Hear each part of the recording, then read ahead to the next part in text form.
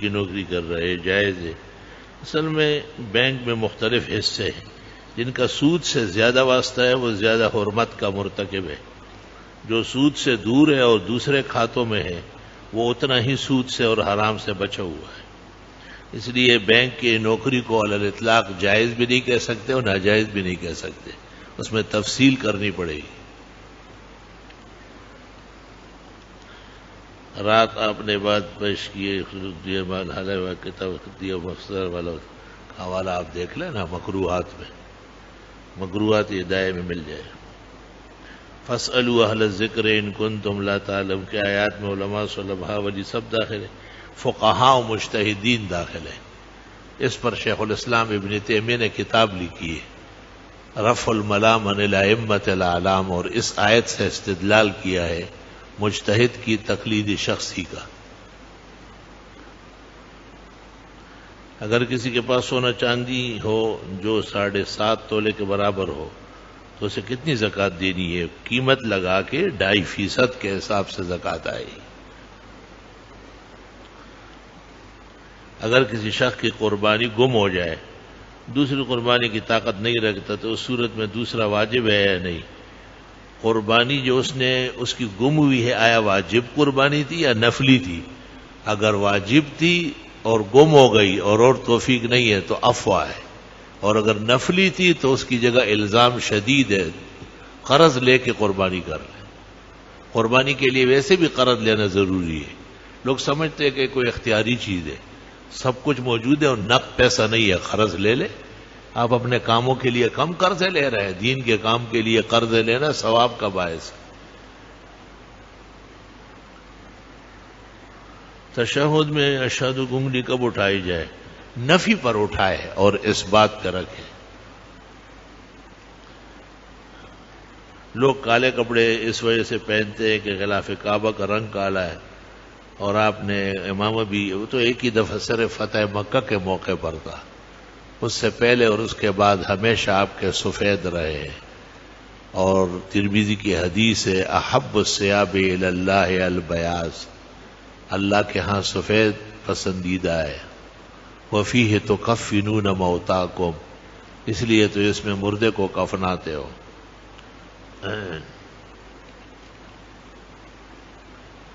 جہنمیوں کی علامت ہے کہ وہ کالے کپڑوں میں ہوں گے.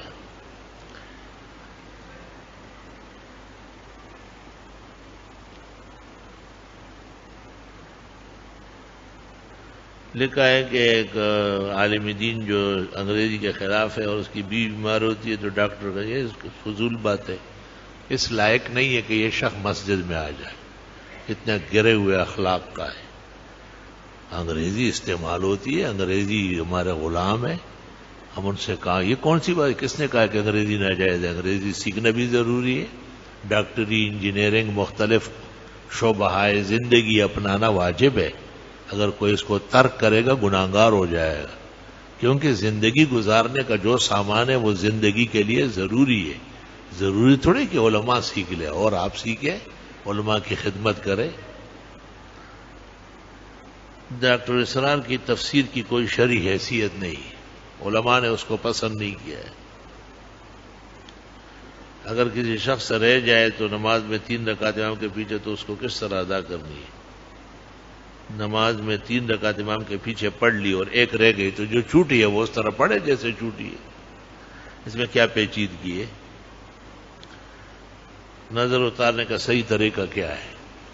سورہ فاتحہ پڑھیں اور پھر وما انفقتم من نفقۃ اخیر تک، وننزل من القرآن ما هو شفاء ورحمۃ للمؤمنین تک، عبسہ اور فحسبتم اخیر تک، اور سورہ قلم کی آخری آیت 3 آیتیں فاجتباؤ سے 3 دفعہ، اور صبح و شام 3 دفعہ یہ پڑھا جائے اور تصور کیا جائے کہ جس کسی کی نظر لگی ہے، خواہ وہ مرد ہے یا عورت ہے، جن ہے یا انس ہے، چاہنے والا یا بدخواہ ہے، محبت والا ہے یا کینور ہے، سب کی نظر اللہ کے حکم سے اتارتا ہو.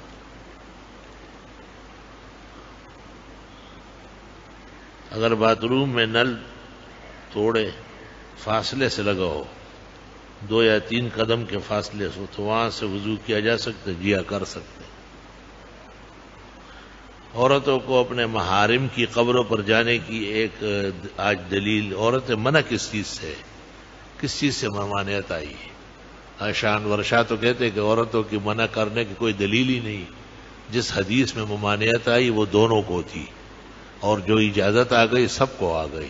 کنت نہیتکم عن زیارت القبور الا فزوروها رواہ الترمذی و ابو داود والنسائی بل اخرجہ الشیخان۔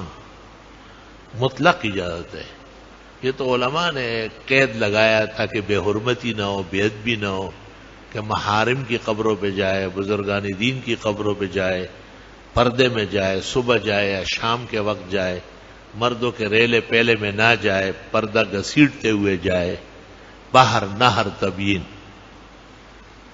علامہ ابن عابدین کا اس پر رسالہ بھی ہے، جمل النور، احمد رضا خان کا بھی ہے، فی نہی النساء عن زیارت القبور۔ عجیب بات ہے کہ مولوی احمد رضا خان صاحب کی رائے اور ترجیح نہ جانے کو ہے خواتین کے قبروں پر، اور امام الازہر مولانا انور شاہ کی رائے جانے کو ہے۔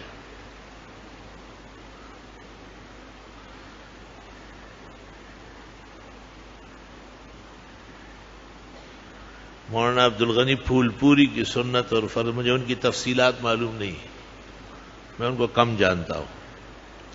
نماز عید کے خطبے کے بعد دعا، نماز عید کے خطبے کے بعد دعا ہی مسنون ہے، اور نماز سے یعنی نماز کے بعد خطبہ اور پھر دعا، نماز کے بعد دعا اور پھر خطبہ، خطبے کی بے حرمتی ہے اور شریعت کے مقاصد سے بے خبری ہے، اور حضرت نانوتوی، حضرت گنگوئی کا نام غلط لیا گیا ہے، ان سے اس طرح کوئی روایت مروی نہیں۔ اگر کسی کے پاس 100 گرام سونا اور 330,000 یا 3,000 روپے نقد ہو تو کیا اس پر، یہ تو آپ خود حساب لگائیے، میرے ذمہ نہیں ہے۔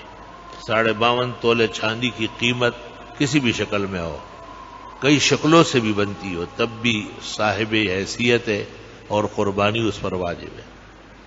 کسی کے اوپر اتنا برس پہلے اتنے روز یہ کا کفارہ ہے، آج وہ اس کو کس طرح ادا کرے گا؟ جس طرح سہولت ہو ادا کرے۔ رشتے کے لیے کوئی دعا یا وظیفہ، وہ جو ہمارے یہاں سے نقش ملتا ہے وہ حاصل کرے۔ میں 15 سال سے بیمار ہوں، میں نے بہت علاج کیا، اکثر لوگ کہتے ہیں یہ بیماری سحر و جادو ہے، مجھے یہ علم نہیں آتا، میں سحر و جادو نہیں جانتا ہوں۔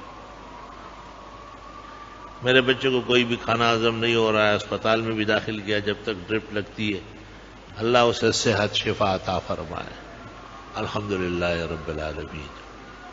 اللہم صلی وسلم علی النبی وعلی آلہ واصحابہ وبارک وصلی وسلم علیہ۔ ربنا آتنا فی الدنیا حسنہ وفی الآخرۃ حسنہ وقنا عذاب النار۔